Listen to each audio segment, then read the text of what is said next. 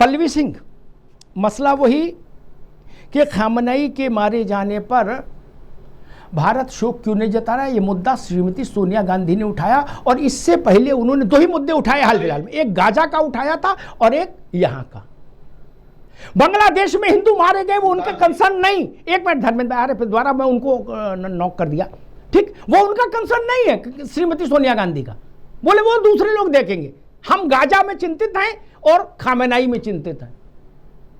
मैं पूछ रहा हूं ओआईसी के 57 मेंबर कंट्री कहां हैं? वो खोमेनी के जनाजे में क्यों नहीं जा रहा कोई?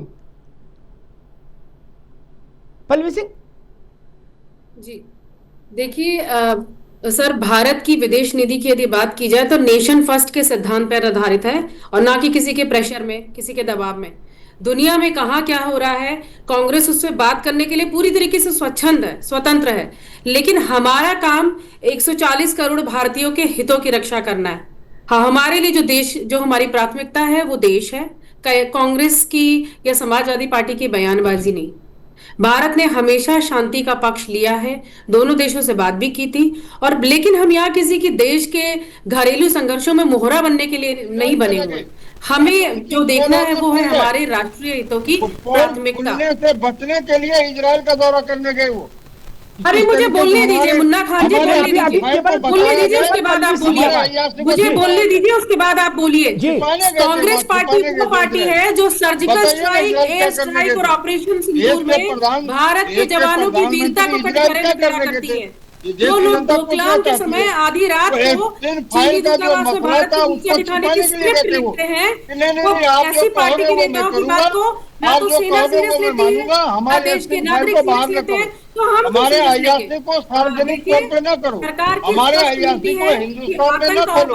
हमने जो घिनौना अपराध किया है, हमने हर आतंक की हमलों का जवाब हमेशा अपनी पसंद के समय पर किया है। ये भारत की नीति है, भारत की तैयार हूँ। आप बोलते रहिए, बीच में आप बोलते रहिए, ऑपरेशन बोलते रहिए। आप अपना बोल लीजिए, आपको बोलना है क्योंकि आप अपने समय में बोलेंगे।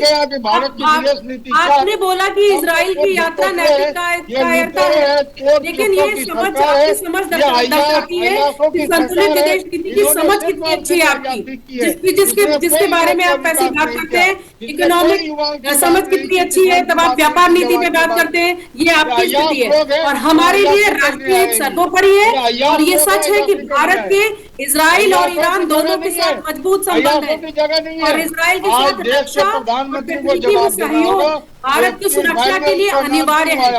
आज जो लड़की के सप्लायर थे, आज जो लड़की के दलाल थे, आज जो लड़की के 14 नहीं टेके, शायद आप भूल गए संबंध देश के प्रधानमंत्री और बुनियादी ढांचे पर जाल बिछाया हमने। चीन को समझौते के लिए बातचीत की टेबल भारत के चाटुकार आपकी तरह नहीं जो आपके समय में होता था। भारत की मीडिया, भारत ने सैकड़ों चीनी ऐप्स पर प्रतिबंध लगाया था और निवेश के नियमों को उन्होंने बहुत ही सॉलिड किया, बहुत ही सख्त किया। और संबंधों को सामान्य होना हमारी शर्तों पे हुआ है, भारत की शर्तों पे, जिसमें सबसे दोनों लोगों को रोकूंगा, पल्लवी जी को भी रोकूंगा, मुन्ना खान साहब को भी रोकूंगा। विक्षिप्तता की स्थिति नहीं आनी चाहिए। धर्मेंद्र जी भी रुक जाओ। विक्षिप्तता की स्थिति ठीक, अभी तो इतनी गर्मी भी नहीं पड़ रही कि विक्षिप्त हो जाओ। सेंसिबल बात करो, उसको सुनेगा तो समझेगा। मूर्खतापूर्ण प्रलाप का तो कोई अर्थ भी नहीं जीवन में। एक बात और मेरी समझ में आती, धर्मेंद्र जी फिर आप अपनी बात कंटिन्यू कर, पल्लवी रुक जाइएगा। एक बड़े ज्ञानी लोग ये तर्क देते हैं कि विदेश नीति बदल दी क्या? ये कहां किस डॉक्ट्राइन में लिखा है, पल्लवी जी रुकिए, कि विदेश नीति लोहे की सरिया है, सीधी रहेगी? कहां लिखा है यार? विदेश नीति हर पल बदलती है, हर कालखंड में बदलती है। विदेश नीति का ABCD पता नहीं, वो भी ज्ञान दे रहे हैं। जिनको इतिहास की 4 घटनाएं नहीं पता होंगी वो भी भाषण झाड़ रहे हैं, झटाझट। नेहरू जी के समय में चाइना और हम आमने सामने आ गए थे। उसके बाद में चाइना से दोस्ती भी हुई, पाकिस्तान से 3 बार युद्ध भी हुआ और पाकिस्तान के साथ बात भी हुई। अजब बात है, अमेरिका के साथ हमारी दुश्मनी भी हुई और दोस्ती भी हुई। कौन सा प्रधानमंत्री वहां नहीं गया?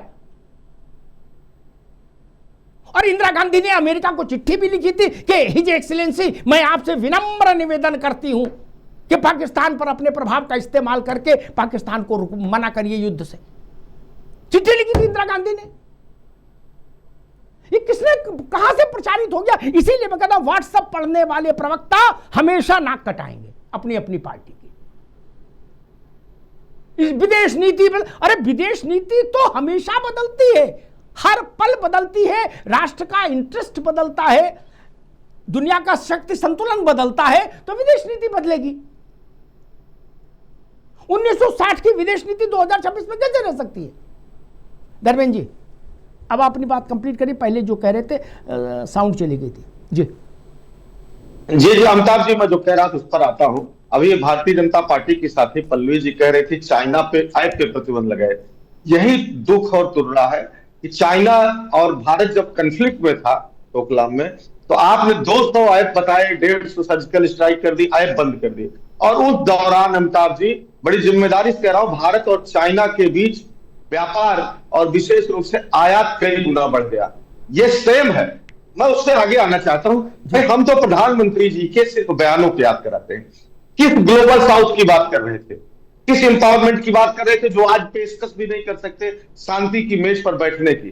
किस एससीओ का गठन हुआ जिसमें 10 परमानेंट स्टेट थे, जिसमें regional security, economic security, stability और covering the significant portion of Eurasia को लेकर के जो प्रधानमंत्री जी और सारे लोग उस प्लेटफॉर्म पर गए, कहे एक पेशकश भी नहीं कर रहे, उसमें ईरान भी था संजोग से। और दूसरी बात, उस देश की बात कर रहे हैं जो देश अपने आर्थिक हितों को लेकर के पूरी दुनिया में कोहराम मचा रखा है। हम अपने आर्थिक हितों के लिए बोल भी नहीं सकते। अमेरिका के कहने पर हमने व्यापार ईरान से जीरो कर दिया। उसके पीछे कितना हिस्टोरिकल है, क्या है, अमिताभ जी मैं उस पर नहीं जाना चाहता हूं। लेकिन जब हम चाबहार पोर्ट पाकिस्तान को बाईपास करके जो है ईरान की सहमति से हमने वहां इन्वेस्टमेंट किया, मालूम इन्वेस्टमेंट कितना है? डायरेक्ट $120 मिलियन, $24 मिलियन की मशीनरी है और $250 मिलियन का जो है क्रेडिट नोट है। इतना इन्वेस्ट करने के बाद हम बोलने की स्थिति में नहीं कि हमारा भी तो वहां है। हम कम से कम अगर हम दोस्त मानते हैं इजराइल को, दोस्त मानते हैं अमेरिका को, हालांकि जो है नहीं, जब मौका पड़ा अमेरिका ने बता दिया आपको आपकी औकात। लेकिन उसके बाद भी उसके कहने पर, उसके धमकाने पर आप एक तो दुनिया से समझौता कर ले रहे हैं, अपनी पॉलिसीज बदल दे रहे हैं, कहीं तेल लेना बंद कर दे रहे हैं, कहीं व्यापार बंद कर दे रहे हैं। और उससे बड़ी बात, अपने व्यापारिक हित के लिए, मैं नहीं कह रहा हूं आप चाहिए युद्ध में भाग लीजिए, अपने व्यापारिक हित और अपनी स्थिति को बनाए रखने के लिए, अपनी रेलेवेंसी सिद्ध करने के लिए कम से कम शांति की पेशकश करना चाहिए। ठीक है धर्मेंद्र, और भारत बहुत बड़ा लोकतंत्र है। अगर 140 करोड़ देशवासियों की बात करते हैं, एक जानकारी रख लीजिए, आगे बहस चलेगी, ये विषय अभी चलना है इजराइल और ईरान का, इसलिए जानकारी रखना बहुत जरूरी है। आपने आर्थिक हित की बात उठाई, इसलिए एक तथ्य आपको बता दूं, ईरान से हमारा टोटल जितना वो है कारोबार, उससे लगभग 2 गुना कारोबार, आर्थिक हित हमारे यूएई के साथ जुड़े हुए हैं। ये भी दिमाग में रखिए। और एक सेकंड रुक जाइए, कल समाजवादी पार्टी की, एक मिनट रुक जाओ भाई, कल समाजवादी मुलायम सिंह रक्षा मंत्री थे, मुलायम सिंह ने अमेरिका के खिलाफ तोप चला दी थी क्या? मुलायम सिंह रक्षा मंत्री तो उन्होंने तोप चला दी थी, मनमोहन सिंह ने तोप चला दी थी, नरसिंह राव ने तोप चला दी थी, जवाहरलाल नेहरू ने तोप चला दी थी, कि इंदिरा गांधी ने तोप चला दी थी अमेरिका के खिलाफ।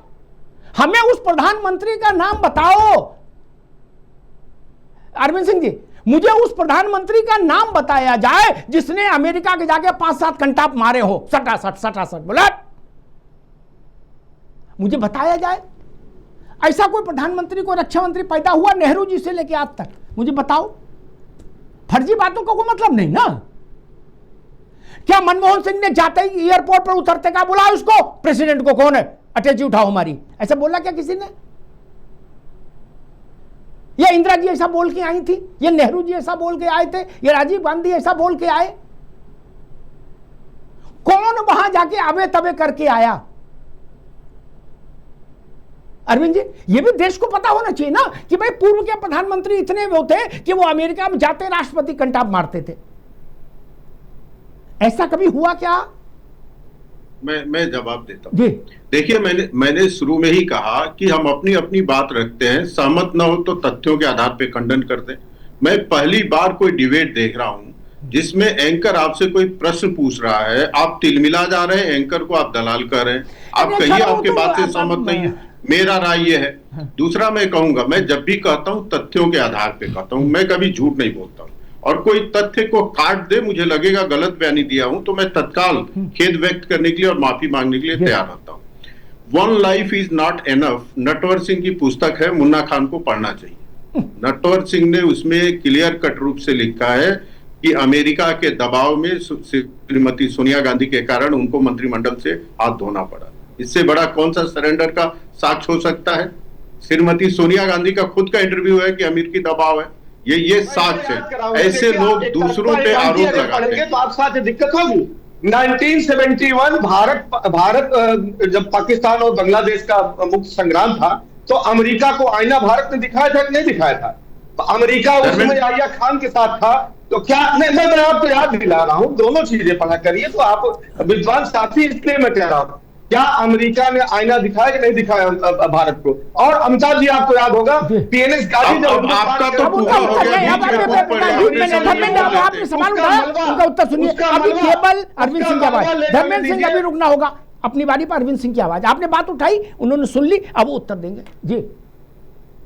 देखिए धर्मेंद्र जी, अच्छा होता अपने टाइम में बात रख देते। धर्मेंद्र जी को मैं बताना चाहता हूं, धर्मेंद्र जी आपको मैं बताना चाहता हूं, विदेश नीति भारत के अपने देश के हित को ध्यान में रखते हुए उसमें निश्चित रूप से परिवर्तन होना चाहिए। आपको पता नहीं है 1962 में जब यूएस ने आक्रमण किया भारत के ऊपर, तो जिस यूएस के खेमे में नहीं थे, जिसका हम विरोध करते थे, जिसकी आलोचना करते थे, नेहरू ने कितने पत्र लिखे उस समय के तत्कालीन यूएस प्रेसिडेंट के, और उन्होंने पूरा अपनी सीमा खोल दिया और कहा कि पायलट तक भेजिए और पूरा रक्षा कमांड आप अपने हाथ में लीजिए और हमारी लड़ाई लड़िए। मैं ये सब साक्ष्य है, डॉक्यूमेंटेड है। उस समय के भारत के इंदिरा जी की निक्सन को चिट्ठी भी डॉक्यूमेंटेड है। इंदिरा गांधी ने निक्सन को कैसे चिरौरी करके चिट्ठी लिखी, वो भी डॉक्यूमेंटेड है। 1971 एक लाइन और मैं जोड़ू, उस समय के तत्कालीन भारत के राजदूत जो अमेरिका में थे, उनका बयान है कि नेहरू का पत्र पढ़ के मुझे लगा कि मैं चुल्लू भर पानी में डूब मरूं। नेहरू पूरा भारत का डिफेंस कमांड देने के लिए तैयार थे, लेकिन फिर भी मैं कहूंगा कि नेहरू को लगा होगा कि भारत का हित इसी में है, इसलिए वो कदम उठाए होंगे। चीजों को समझना चाहिए। आपको धर्मेंद्र जी, भारत में मुस्लिम वोट बैंक बनाना है, इसलिए ईरान के बहाने खेल रहे हैं आप इतने ही देशभक्त हैं और ईरान के साथ जाना चाहते हैं, तो समाजवादी पार्टी कल से घोषणा करे कि जितनी उसकी संपत्ति है, जितना धन है, वो एक डिमांड ड्राफ्ट बना के ईरान आप भेज दो। भारत का वर्तमान नेतृत्व तो मानता है कि विवाद में भारत को नहीं पड़ना चाहिए। हम क्यों ईरान की लड़ाई लड़ेंगे? हम ईरान की लड़ाई हम क्यों लड़ेंगे भैया?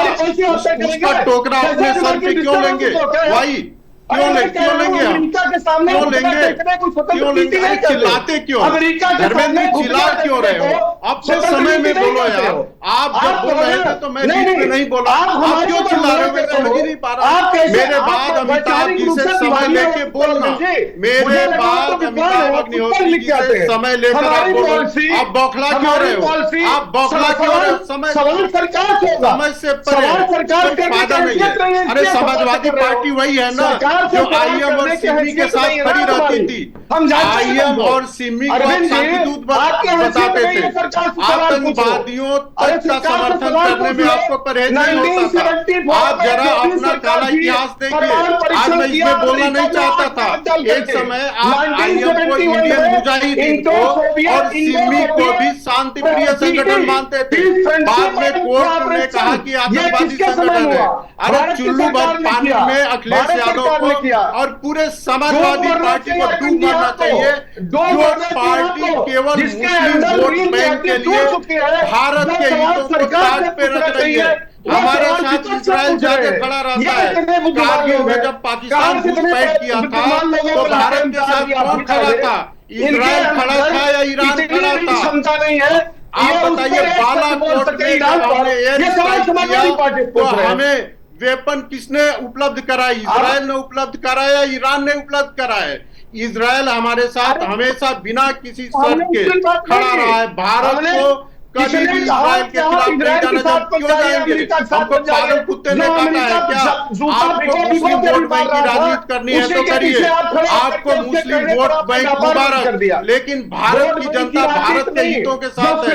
भारत की जनता भारत के हितों को प्रथम रख के भारत की राजनीति को दिशा देना चाहती है। भारत की जनता चाहती है कि भारत का धर्मेंद्र जी को भी, अरविंद जी को भी, दोनों मित्रों को रोकूंगा।